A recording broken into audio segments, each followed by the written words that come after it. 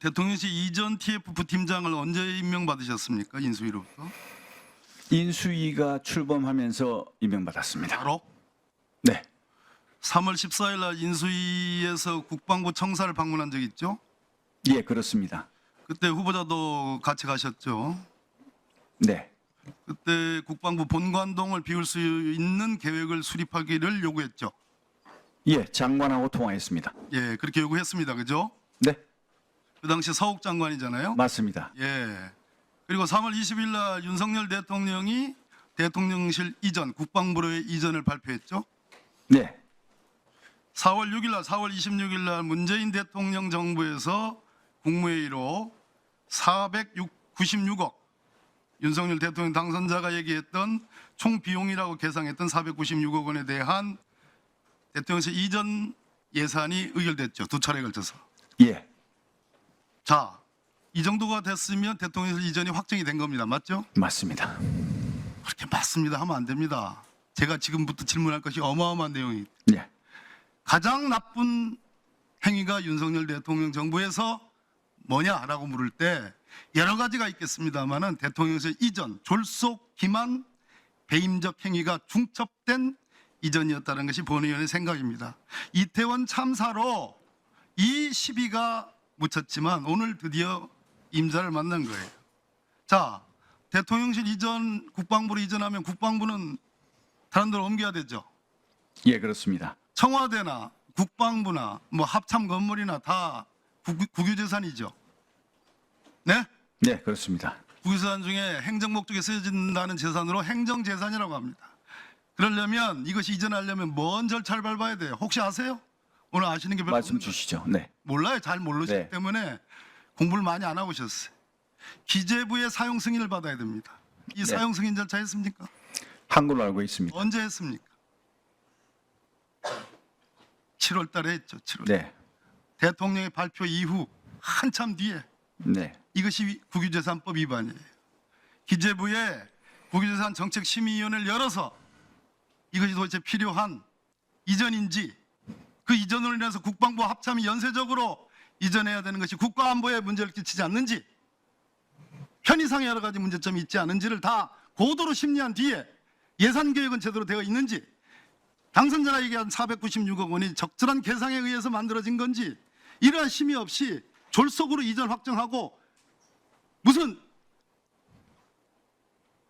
탱크를 앞서서 뭐 진압하듯이 가서 비워라고 국방부한테 비워라고 합참한테 비워라고 연쇄적인 있었던 겁니다. 그게 국유재산법 위반이에요. 징역 2년 이하 처벌됩니다. 자, 이 PPT 보세요. 윤석열 대통령이 당초 대통령 이전에 496억이면 된다 해서 문재인 정부에서 문재인 대통령이 국무회의 열어가지고 두 차례 걸쳐가지고 의결했습니다. 웬걸 경호처 86억 원 우리 후보자 관련된 거예요. 경찰 경호부대 57억 원 마찬가지 143억 윤석열 정부 들어서 초기에 아까 기재부 사용 승인도 받기 전에 초기에 다 예비비 의결 받았습니다. 추가 들어갔죠? 그래서 640억 원 들어갔습니다. 그런데 여기서 끝난 게 아니에요. 행안부, 경호처, 국방부 예산 전용이 있었습니다. 예산 전용을 하려면 어떻게 해야 되느냐? 국가재정법상 이 예산에서 이 예산을 빼가지고 저쪽 예산으로 전용을 하려면 소위 말해서 사업간 유사성이 있어야 돼. 사업간 유사성이란 말 아시죠? 장관 후보자님, 예, 사업간 유사성이 있어야 된다는 예. 말입니다. 그런데 벼룩에 간을 빼듯이 빼먹었어요. 뭘로? 공무원들 통근비, 경비단, 급식비 이거를 세상에 전용을 해가지고 대통령 공약이라고 대통령이 이전하는데 다 전용을 했어요. 이게 말이 됩니까? 국가재정법 위반이에요. 세상에 빼먹을 거 빼먹어야지. 공무원들 통근비, 우리 대통령을 지키는 경비단의 군인들 급식비 이렇게 전용을 해서 한 개 306억입니다. 946억 들었어요. 나는 왜 이렇게 서둘렀을까? 자, 윤석열 대통령 당선자가 496억 원이라고 했습니다. 뭐 집히는 게 없어요? 500억에 사억 모자랍니다. 500억이란 기준이 우리나라 국가 예산을 쓰는 데 있어서 무슨 기준이 돼요? 후보자 아셔요, 이런 거? 잘 모릅니다. 큰일 났어요. 이거는 웬만한 대한민국 공무원들은 다 압니다. 500억은 기재부 예산 타당성 심사를 받는 기준이 500억입니다. 아시는 게 뭐 있어요? 500억을 넘기지 않으려고 496억 가짜로 엉터리 계산해가지고 주먹국으로 그렇게 계산한 게 윤석열 정부의 대통령실 이전에 알파의 오메가고 본질입니다. 후보자, 예. 말씀하시죠. 답답하시죠? 아니 그렇지 않습니다. 뭐 저 말씀 끝나시면 제가 답변드리겠습니다. 그래요? 네. 자, 국가재정법상 예타가 예외되는 것은 국가 안보와 관계되거나 보안이 필요한 국방 관련 사업이 있을 수 있습니다. 이거는 우리 여러 의원님들이 박선원 의원님이나 여기 부승찬 의원님이나 황 의원님이나 허영 의원님이나 말씀하신 것처럼 국가 안보와 관련된 보안이 필요한 사업이 아니라 오히려 국가 안보를 해치는 사업이다.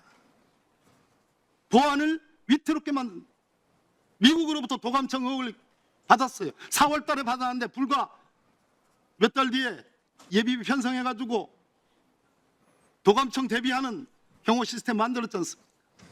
필요가 없는 일이었어요. 청와대에 그들이 있었으면 이러한 예산이 필요가 없는 것이. 도감청이나 당하고 부랴부랴 예비비 편성해가지고 이러한 설치하고 이 모든 것이 해서는 안 되는 절차와 해서는 안 되는 결정과 주먹구구의 계산에 의해서 국민을 눈속임하고 그래서 통체적으로 정리해 주시지요? 예, 박범계 의원님 정리해 주시죠. 윤석열 대통령과 김영은 국방장관 본인이 주도했다고 하니까 이것은 국민에 대한 배임이고 국유재산법 위반이고 국가재정법 위반이라고 생각합니다. 두 가지를 하겠지만 답변을 네, 후보자님 지금 박범계 의원께서 여러 가지 말씀을 주셨는데 종합해서 답변해 주시기 바랍니다. 네, 존경하는 우리 박범계 의원님 뭐 말씀 존중합니다. 그러나 동의하지는 않습니다. 청와대 이전 관련해서 뭐 졸속 이전이니 예산 낭비니 법규 위반 이런 말씀을 자꾸 하시는데요. 청와대 이전한 때 이전 비용 496억 이거 누가 승인을 했습니까? 문재인 정부가 승인해 준 겁니다. 그러면 승인을 안 해줬어야죠. 그럼 이사 안 했을 거 아닙니까? 승인 다 해주셔놓고 이렇게 말씀하시는 게 저는 이해가 가지 않습니다. 또 도감청, 미국의 도감청 말씀하시는데요. 미국의 도감청 문제는 이미 대통령실에서 이것은 근거 없는 의혹 제기라고 명확히 입장을 밝혔습니다. 사실이 아닌 겁니다. 이걸 자꾸 말씀하시는 것은 또 맞지 않다. 저는 그렇게 생각합니다. 네. 496억 내로 문재인 정부 내각에서 국무에서 의결된 대로만 썼으면 문제가 안 되지만 그보다 훨씬 현재 추가로 비용을 들였기 때문에 이 부분은 그 당시 박 의원님, 국무회의를 속였고 국무위원들을 속였고 박 의원님, 그 질문조차도 이해를 못하고 있어요. 박 의원님, 추가 동의하지 않습니다. 예, 박 의원님 고생하셨습니다. 다음으로 강선영 의원님 질의해 주시기 바랍니다. 후보자님 고생 많으셨습니다. 자, 뉴스를 챙겨보시는 여러분들은 지금까지 이런 뉴스들을 볼 때마다 어떤 생각이 드시나요? 제가 항상 여러분들에게 뭐라고 말씀을 드렸어요. 여러분들처럼 뉴스만 평소에 잘 챙겨보셔도 돈을 벌 수 있다, 돈이 된다라고 말씀을 드렸는데 여러분들은 여기 보이는 트럼프와 해리스의 미국 대선에 관련된 뉴스를 보시면 어떤 생각을 하시나요? 아직도 그냥 뉴스만 보고 끝내는지 아니면 이 뉴스를 어떻게 활용할 수 있을까를 고민하고 계시는지를 되물어보고 싶습니다. 그 이유가 뭐냐면 제가 6월에 여러분들께 뭐라고 말씀드렸어요? 포항 앞바다에서 석유가 발견되었다. 그래서 대왕고래 프로젝트를 국가에서 추진하게 될 것이란 기사가 떴는데 뉴스만 보고 그냥 넘기지 말고 지금은 국내 석유 시추 생산 관련주에 관심을 가져서 투자 쪽으로 생각을 한번 해보셔야 한다고 말씀을 드렸습니다. 그리고 나서 이런 썸네일들 뉴스를 통해서 많이 보셨을 텐데요. 이런 포항 석유 발견 이슈가 나왔을 때 돈을 많이 버는 부자들은 어떻게 생각한다? 대부분의 부자들은 이런 뉴스들을 보고 어떤 종목이 가장 좋은지, 어디에 투자해야 돈이 몰리는지 자연스럽게 생각한다고 제가 말씀을 드렸죠. 부자들이 봤을 때는 뉴스가 곧 돈으로 이어지고 그 뉴스가 나에게 돈을 벌어준다는 경험적 확신이 있기 때문이라고 말씀드렸었는데 월급으로 부자가 되는 건 절대 불가능하다는 걸 이미 부자들은 알고 있습니다. 그래서 이번에도 마찬가지입니다.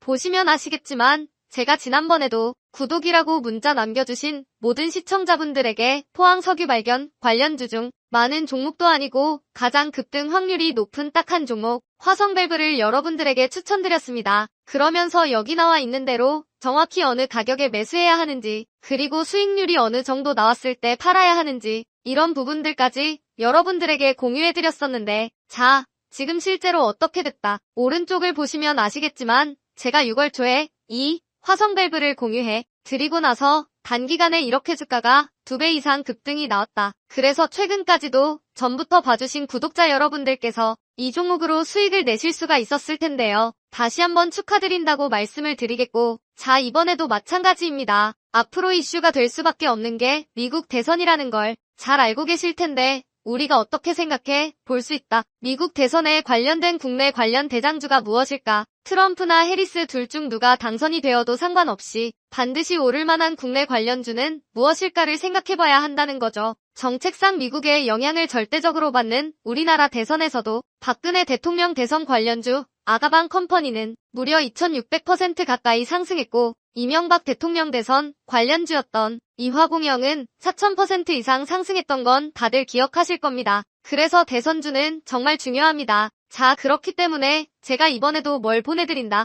지난번과 똑같이 제 번호 010-792-8273으로 행운이라는 문자를 보내주시면 링크 주소 하나를 보내드릴 건데요. 이 링크를 타고 방에 들어오시게 되면 미국 대선과 관련된 국내 관련 종목 중 앞으로 누가 당선되던 상관없이 국내 대장주 역할을 하면서 주가가 가장 크게 급등할 종목을 정확하게 사고 파는 시점을 받아보실 수 있습니다. 그래서 여러분들도 일상의 뉴스를 활용한 주식으로 돈을 버는 연습을 한번 해보시라고 말씀을 드리겠습니다. 영상을 보시는 시청자분들 중에 나도 이번 종목이 좀 궁금하다 하시는 분들은 누구나 상관없이 그리고 어느 시간대나 상관없이 부담 없이 이렇게 상단에 제 번호를 항상 남겨놓고 있습니다. 제 번호 010-792-8273 저에게 이런 식으로 지난번처럼 행운이라는 문자 보내주시면 제가 이번에도 똑같이 대선 관련 무료 추천 급등주 링크를 보내드리겠습니다. 이해되시죠? 그래서 제 번호 010-792-8273번호로 행운이라는 문자를 보내주시면